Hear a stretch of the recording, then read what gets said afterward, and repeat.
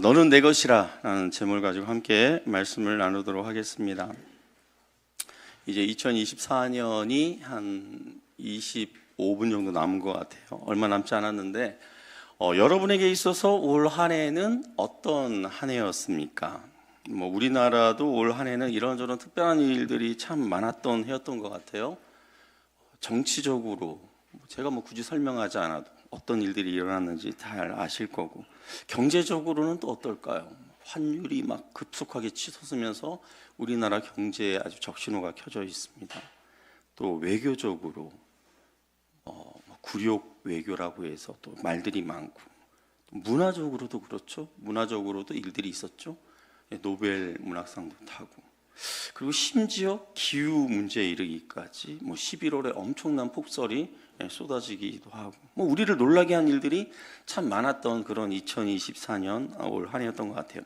그리고 지난 주일날 너무나 끔찍한 재난이 온 국민의 마음을 덮쳤죠.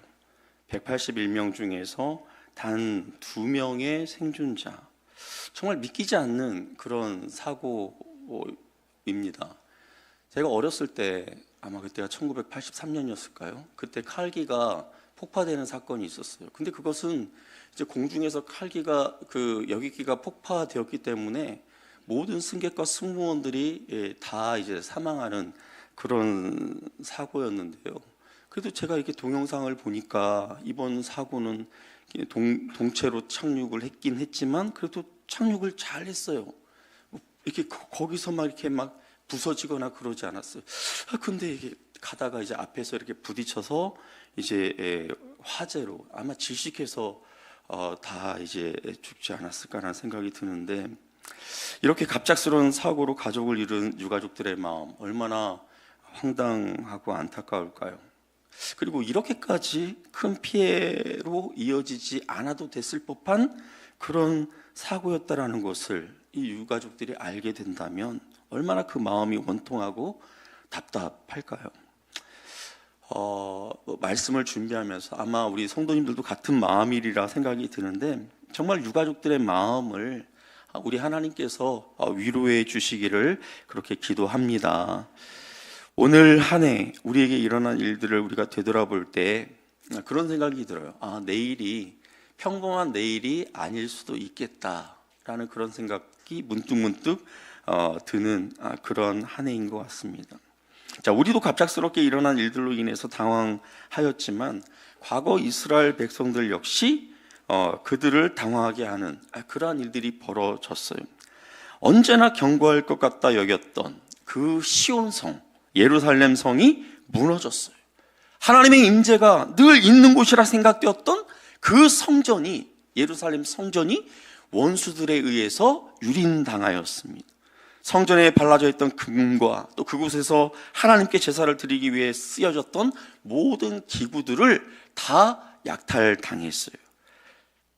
이런 상황을 슬프게 노래한 예레미야 애가 1장에 보면 이 상황들을 슬프게 노래하고 있는데, 같이 한번 읽어보도록 하겠습니다.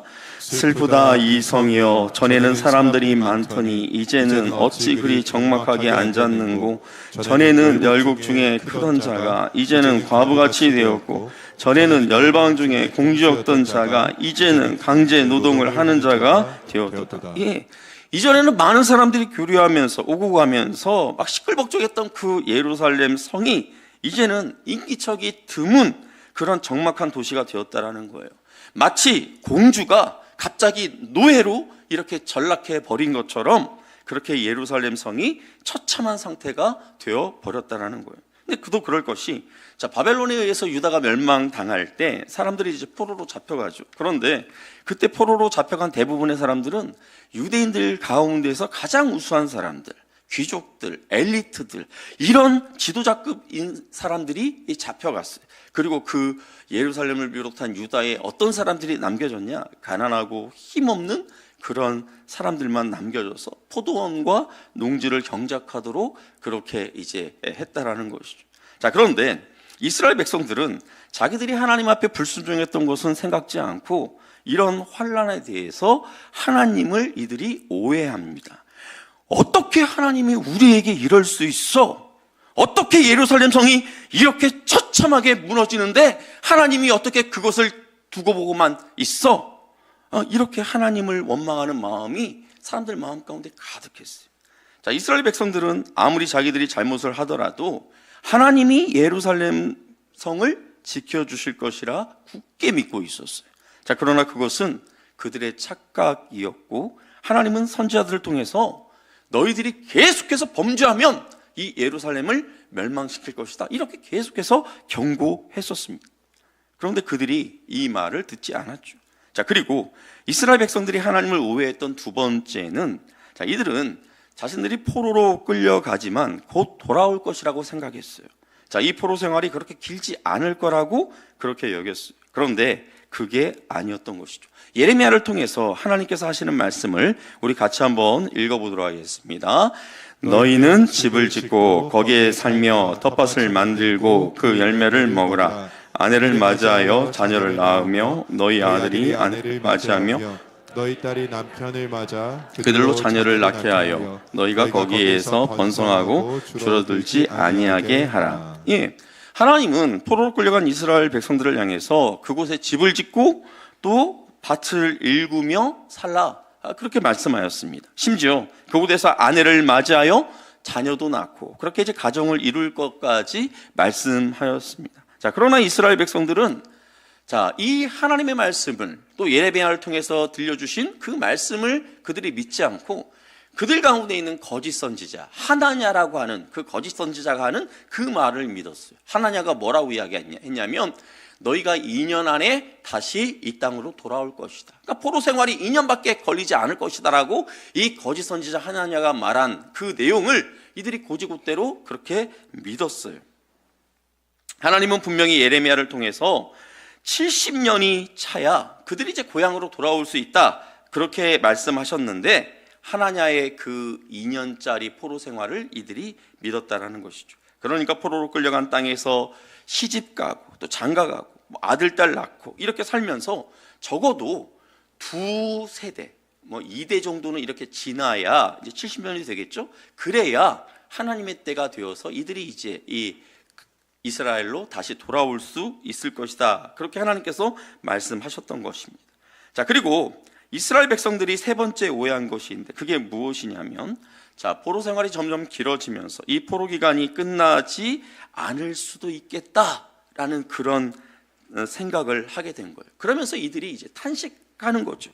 언제 우리가 우리의 고향으로 돌아갈 수 있을까? 이 포로 생활이 전혀 끝날 기미가 안 보이는데 언제 우리가 이 포로 생활이 끝나서 우리의 고향 땅을 밟을 수 있을까? 이렇게 탄식하는 그러한 부류가 있는 반면 또 한 부류는 아예 그 바벨론 제국, 또 그리고 그 바벨론이 멸망하고 난 다음에 생긴 그 페르시아 제국, 거기에서 아예 그냥 터잡고 계속 살려고 하는 그런 사람들이 있었다라는 것이죠. 에스겔서 37장 11절 말씀을 같이 한번 읽어보겠습니다. 또 내게 이르시되 인자야, 이 뼈들은 이스라엘 온 족속이라. 그들이 이르기를 우리의 뼈들이 말랐고 우리의 소망이 없어졌으니 우리는 다 멸절되었다 하느니라. 예, 우리의 뼈들이 말랐고 우리의 소망이 없어졌으니 우리는 다 멸절되었다 하느니라. 그러니까 하나님의 때가 차면 하나님께서는 이스라엘 백성들을 회복시켜서 다시 그들의 고향인 이 가나안 땅으로 돌아오게 해 주시겠다, 그렇게 말씀했는데, 자, 그 기간이 점점 길어지다 보니 이들이 가지고 있던 그 소망이 절망으로 바뀌게 된 거예요. 자, 그리고 또 다른 경우가 있었다고 했죠. 우리 학개 1장 2절부터 4절까지 말씀 같이 한번 읽어보도록 하겠습니다. 만군의 여호와가 이같이 말하여 이르노라. 이 백성이 말하기를 여호와의 전을 건축할 시기가 이르지 아니하였다 하느니라. 여호와의 말씀이 선지자 학개에게 임하여 이르시되 이 성전이 황폐하였거늘 너희가 이때 판벽한 집에 거주하는 것이 옳으냐. 예, 여기 보니까 이 성전이 황폐하였거늘, 그러니까 부서졌거늘 너희가 판벽한 집, 이 판벽한 집이라는 것은 천정하고 옆에 이제 벽이 온전하게 세워져 있는, 그러니까 인테리어나 이 공사가 아주 잘 되어 있는 그런 좋은 집이라는 거예요. 잘 인테리어, 벽체나 이런 천장이 잘 마감된 이런 집에 사는 것이 옳으냐? 지금 하나님의 학개 선지자를 통해서 이렇게 말씀하시는 거죠. 자, 그런데 이 말씀의 의미는 요즘 이 시대의 어떤 목사님들이 이제 이렇게 말하는 거죠. 당신들은 지금 좋은 아파트에 살면서 왜 예배당을 건축하지 않는 거요? 왜 교회를 건축하지 않는 겁니까? 이런 식의 의미가 아니라는 거예요. 지금 이 학개 선지자를 통해서 말씀하는 내용이. 자, 지금 이스라엘 백성들이 자, 바벨론으로 포로로 잡혀왔는데 그 바벨론이 이제 멸망하고 다시 이제 페르시아가 통치하고 있을 때 그 이방 나라에 이게 산지가 벌써 이제 70여 년이 다 된 거예요. 자, 이스라엘 백성들이 이제 그런 겁니다. 자, 이제 70년이 됐으면 이제 하나님께서 이들을 회복시켜서 가나안 땅으로 이제 돌아갈 그 때가 되었잖아요. 그런데 이 이스라엘 백성들이 뭐라고 이야기하냐면 아직 하나님의 전을 건축할 때가 되지 않았어. 이렇게 말한다는 거예요. 즉 이게 무슨 의미냐면 아직 우리가 예루살렘으로 돌아갈 때가 되지 않았어. 이런 의미라는 거예요. 그러니까 70년 전 바벨론에 의해서 이 예루살렘 성이 막 무너지고 성전이 막 파괴되고 막 이럴 때, 그리고 포로로 막 잘 잡혀갈 때 그들의 아버지, 할아버지는 그 예루살렘 성이 무너지는 것, 그 예루살렘 성전이 막 그 적들에 의해서, 원수들에 의해서 막 짓밟힐 때 막 눈물을 흘리고 애통해하면서 포로로 끌려갔는데 70년이 지난 후에 그 후손들은 그들이 다시 돌아와서 그 부서진 성전을 건축하고자 하는 그런 열정이 없어진 거예요. 사라진 거예요. 자, 왜 그렇습니까? 70년간 이렇게 시간이 흐르면서 포로로 사는 그 삶에 그냥 익숙해져 버린 거예요. 그리고 그 몇십 년 동안 자신들이 일궈놓은 그 터전을 떠나서 고향으로 돌아갈 엄두가 나지 않는 거죠. 자, 그러니까 자꾸 이스라엘로 돌아가야 하는 것을 머뭇거리면서 이 이스라엘을 향해 나아가지 않는 거예요. 자, 그러니까 이러한 이스라엘 백성들을 향해서 하나님께서 학개 선지자를 통해서 지금 강하게 책망하는 거예요. 왜 그 예루살렘에 부서진 그 성전을 왜 건축하기 위해서 너희들은 그곳으로 가지 않느냐? 지금 이렇게 말씀하고 있는 것이죠. 그러나 자, 하나님은 이런 이스라엘 백성들의 여러 가지 이런 오해들, 자, 그런 오해에도 불구하고 하나님은 당신이 약속하신 것을 신실하게 이루어 가시는 바로 그런 하나님이신 거죠. 자, 오늘 말씀은 하나님이 바로 그와 같이 신실하신 하나님, 이스라엘에게 약속하신 바를 반드시 이루시는 하나님이라는 것을 보여주시는 그런 내용입니다. 자, 아무리 포로로 잡혀 있다고는 하지만 이미 70여 년의 시간이 흐르면서 자, 현지인들처럼 이들이 살아가고 있는 그런 상황이었기 때문에 자, 모든 삶의 기반을 다 내려놓고 고국으로 돌아간다라는 것, 쉬울까요? 어려울까요? 마치 이건 이렇게 설명하면 될 것 같아요. 그러니까 한 70년 전, 그러니까 우리나라에서 이제 미국으로 이제 할아버지 할머니가 이제 젊었을 때 이민을 갔어요. 근데 거기서 이제 자녀를 낳았어요. 아들, 딸을 낳고 또 그 아들, 딸이 또 결혼해가지고 또 이제 가정을 이루면서 또 자녀들을 낳았어요. 그 이제 손자들이 생긴 거죠.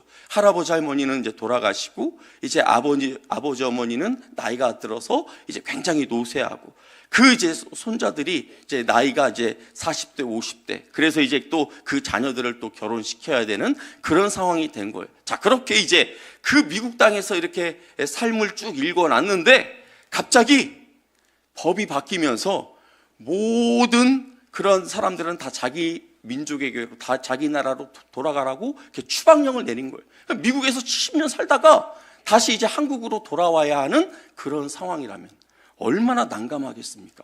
그러니까 지금 이 이스라엘 백성들의 그 심정이 바로 이와 같다라는 거예요. 자, 고향까지 그 머나먼 길을 우리가 갈 수 있을까?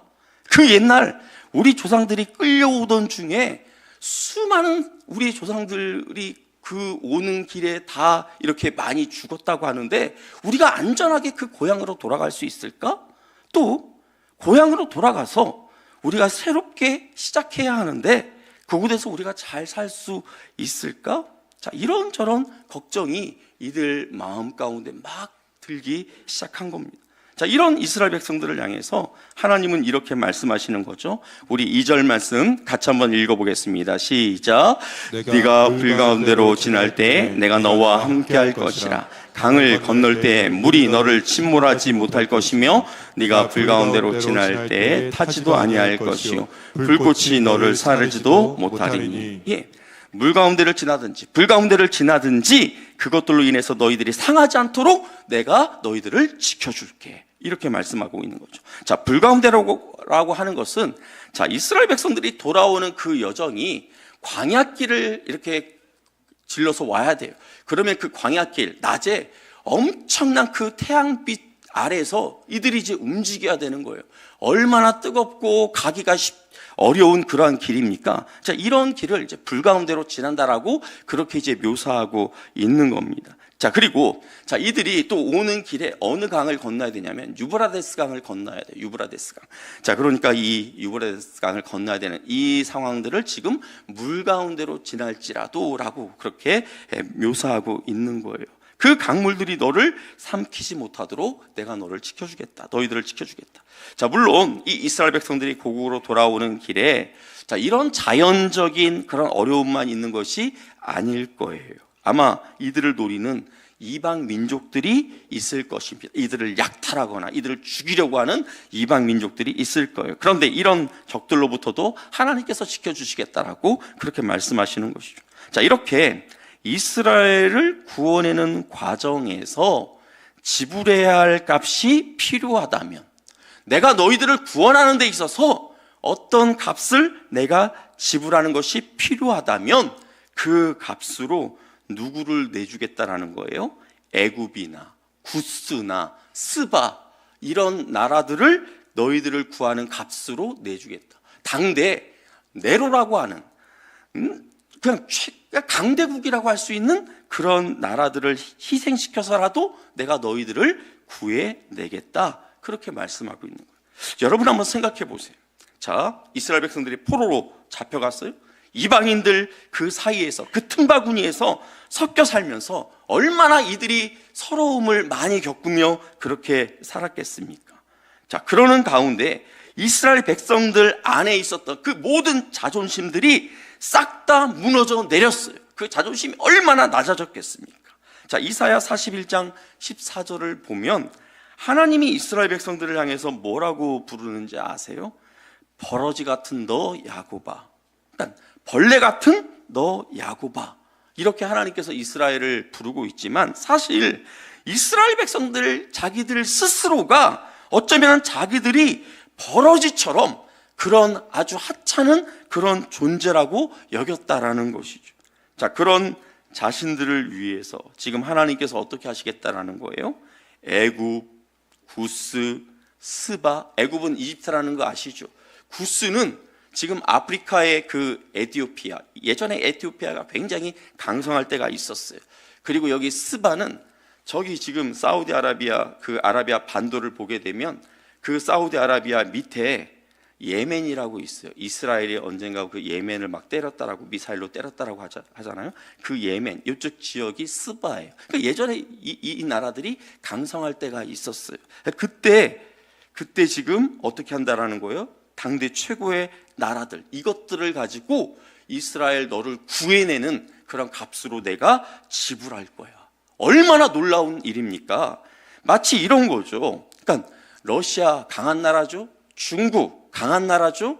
유럽 연합 엄청나게 힘이 있죠. 자, 그런데 미국이 러시아나 중국이나 이 유럽 연합을 다 포기한다 할지라도 우리는 우크라이나 너희만 있으면 돼. 너희를 절대 포기할 수 없어. 그렇게 하면서 이 우크라이나를 발벗고 막 도와준다. 발벗고 막 나서서 이렇게 막 도와줘. 그러면 우크라이나 이 국민들 입장에서는 얼마나 감동이겠습니까? 이 상황이 이해는 되지 않지만 왜 미국이 우리를 이렇게 도와준다고 그래?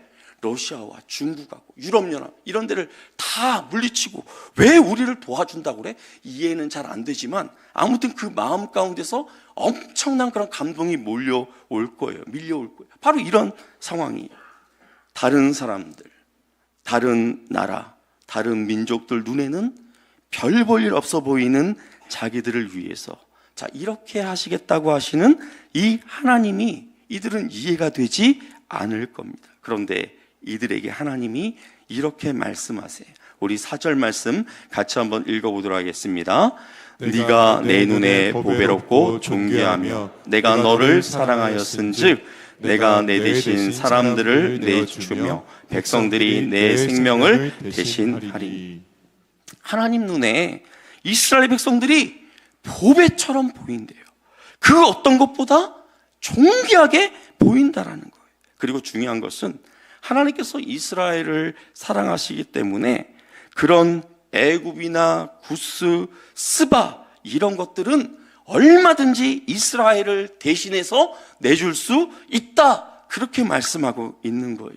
자, 그래서 하나님께서 사랑하시는 이스라엘 백성들, 자, 포로로 잡혀가는 바람에 이들이 그냥 그 페르시아 제국에 뿔뿔이 다 이렇게 흩어지지 않았습니까? 자, 그런데 그 흩어졌던 그 이스라엘 백성들을 동쪽에서부터 서쪽에서부터 북쪽과 남쪽에서부터 하나님께서 싹 다 그렇게 끌어 모으시겠다, 그렇게 말씀하고 있습니다. 자, 그렇다면 하나님은 왜 이렇게까지 하시는 걸까요? 왜 이렇게 엄청난 대가를 지불하면서까지 이스라엘을 구원하시고 그들이 살던 곳으로 인도에 가시려 하는 걸까요? 우리 1절 말씀 같이 한번 읽어보도록 하겠습니다. 야곱아, 너를 창조하신 여호와께서 지금 말씀하시느니라. 이스라엘아, 너를 지으신 이가 말씀하시느니라. 너는 두려워하지 말라. 내가 너를 구속하였고 내가 너를 지명하여 불렀나니 너는 내 것이라. 예. 하나님이 이스라엘을 지으셨대요. 야곱을 하나님께서 창조하셨대요. 아니, 그럼 애굽이나 구스, 스바는 하나님이 창조하신 자들, 하나님이 지으신 자들이 아닌가요? 이렇게 물어볼 수 있겠죠. 맞아요. 그들도 하나님이 창조했어요. 그들도 애굽도 구스도 스바도 하나님이 지었어요. 그런데 결정적인 차이가 있어요. 자, 그들을 향해서는 하나님은 이 말씀을 하지 않으셨어요. 너는 내 것이라.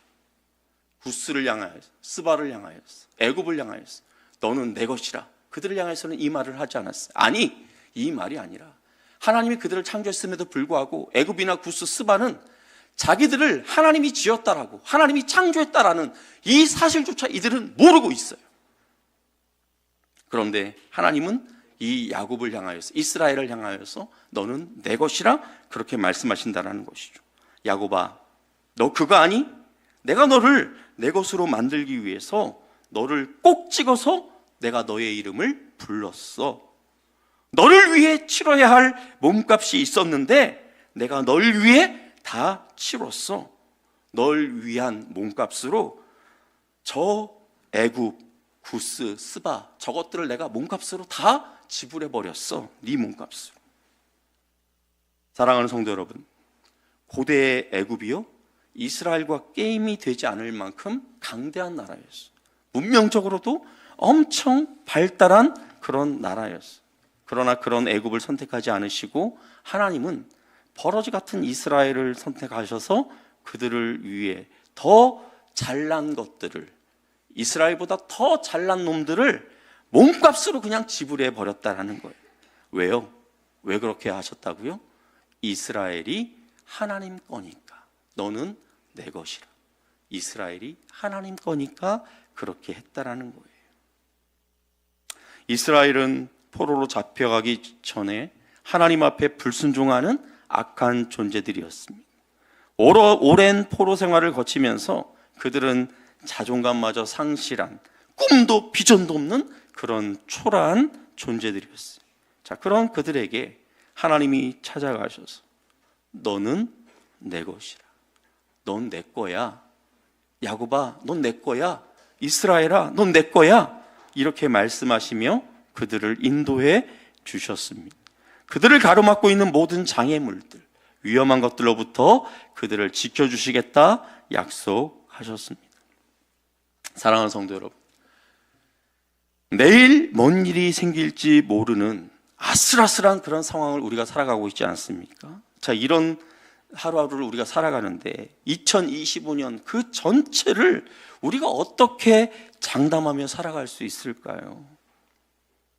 이스라엘을 향해 너는 내 것이라 하신 하나님께서 오늘 저와 여러분을 향해 너는 내 것이라 말씀하시는 이 음성을 들을 수 있기를 바랍니다. 에이, 어떻게 할 수 있는데요? 하나님이 날 하나님의 것으로 만들기 위해 대체 뭘 지불하셨대요? 애굽을 값으로 지불하셨나요? 구스를 내 몸값으로 지불했나요? 이렇게 우리가 따질 수 있지 않겠습니까? 이때 하나님이 말씀하세요. 아니, 애굽 구스 따위가 아니라 내 아들을 너의 몸값으로 지불했잖아. 내 아들 예수를 널 위해 값으로 내가 지불했잖아. 여러분과 저를 위해 하나님이 얼마나 큰 대가를 지불했는지를 순간순간 기억하실 수 있기를 바랍니다. 포로였던 이스라엘 백성들이 이제 결국 어떻게 하냐면 스룹바벨이라는 사람을 선두로 해서 예루살렘을 향하여 그들이 가게 되는데, 그곳으로 가서 성전을 이제 재건하게 되는데 쉽지 않은 일이었어요. 한 5만 명 정도가 이 스룹바벨을 따라서 그 예루살렘으로 가게 됩니다. 이때 하나님께서 스룹바벨 앞에서 이렇게 말씀하세요. 자, 우리 스가랴서에 있는 말씀 우리 같이 한번 읽어보도록 하겠습니다. 시작. 이는 힘으로 되지 아니하며 능력으로 되지 아니하고 오직 나의 영으로 되느니라. 큰 산아 내가 무엇이냐? 내가 스룹바벨 앞에서 평지가 되리라. 하나님의 말씀에 순종한 이 스룹바벨을 주축으로 해서 5만 명 정도 되는 이스라엘 백성들이 이제 가게 됐어요. 그때 하나님께서 뭐라고 말씀하세요? 이 일은 너의 힘으로 되는 게 아니야. 인간의 능력으로 되는 게 아니야. 뭘로 된다? 나의 영으로, 성령으로, 하나님의 영으로 그렇게 되느니라. 그렇게 말씀하시면서 자, 스룹바벨을 향하여 뭐라고 이야기합니까? 그 앞에서 뭐라고 이야기해요? 큰 산아 내가 무엇이냐? 네가 스룹바벨 앞에서 평지가 되리라.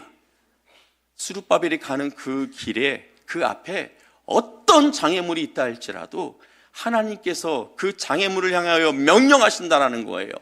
큰 산아 네가 도대체 뭐냐? 스룹바벨 앞에서 평지가 될지어다. 하나님께서 그렇게 명령하시는데 그까짓 게 별 수 있겠습니까? 평지가 되겠죠. 사랑하는 성도 여러분, 큰 산아 네가 무엇이냐? 네가 스룹바벨 앞에서 평지가 되리라. 내가 하나님의 것인 것을 믿고 하나님의 뜻을 쫓으며 나아갈 때 하나님께서 스룹바벨 앞에 선포하셨던 이 말씀이 저와 여러분들 앞에 선포되는 그런 능력의 말씀이 되는 줄 믿으시기를 바랍니다. 아까 우리가 읽었던 그 말씀 한번 띄워주시기 바랍니다. 스룹바벨 한번 그 앞에 7절 말씀, 이 말씀 한번 다시 한번 읽어볼까요? 시작. 큰 산아 네가 무엇이냐? 내가 스룹바벨 앞에서 평지가 되리라. 하나님께서 말씀하신 것, 잠깐만요. 거기 스룹바벨 앞에 여러분 한번 이름을 한번 넣어볼까요? 여러분 한번 이름을 넣어서 뭐 상훈이 앞에서 평지가 되리라. 뭐 이렇게 한번 읽어보도록 하겠습니다. 여러분 이름을 넣으세요. 상훈이라고 넣지 말고 여러분 이름을 넣으세요. 같이 한번 읽어보도록 하겠습니다. 큰 산아 네가 무엇이냐? 네가 이 상훈이 앞에서 평지가 되리라. 다시 한번 믿음으로 선포하겠습니다. 큰 산아 네가 무엇이냐? 네가 상훈이 앞에서 평지가 되리라. 아멘. 여러분 우리가 믿는 하나님, 우리가 고백하는 예수 그리스도, 제가 여러분과 함께 지금 마인드 컨트롤 하는 게 아니에요. 정신 승리를 하자고 그렇게 이야기하는 게 아니에요.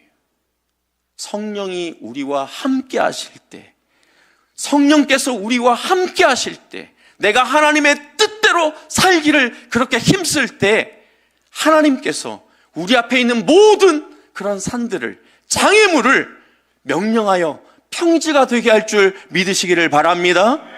바로 이 믿음을 가지고 2025년 이 한 해를 저와 여러분이 믿음으로 달려갈 수 있기를 우리 주 예수님의 이름으로 축복합니다. 아멘.